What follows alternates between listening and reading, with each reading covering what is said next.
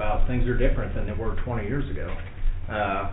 And our profession needs to evolve, you know, with the climate, with the cultures, with the diversity, you know, in all those different areas.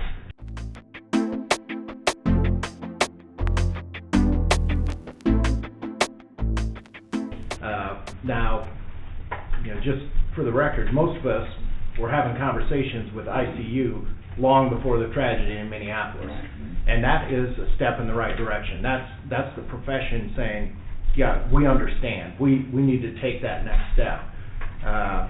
And with that, what we learned over the summer is, you know, some of these people that are out there, you know, some are just exercising their First Amendment rights, and we need to be able to hear them, and we need to, at some level, be able to understand them.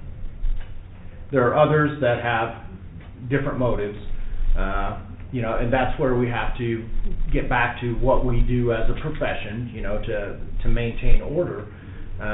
But we have to evolve in so many ways. We have to evolve in the diversity that we hire within our organizations. We have to hire in terms of policies, procedures, practices to make sure that we're meeting those expectations. You know, 30 years ago, the success of a police department was measured by how fast you get to the trips, meaning response times, and what are your clearance rates on follow-up investigations.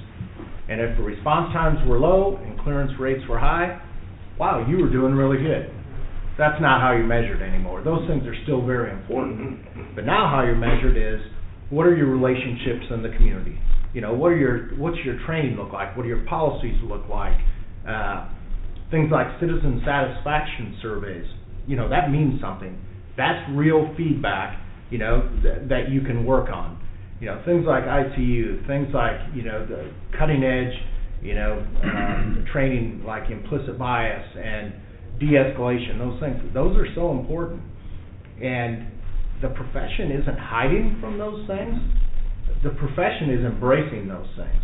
We want that as bad as the citizens want it, but the evolution of the profession needs to catch up with the evolution of our community and their expectations.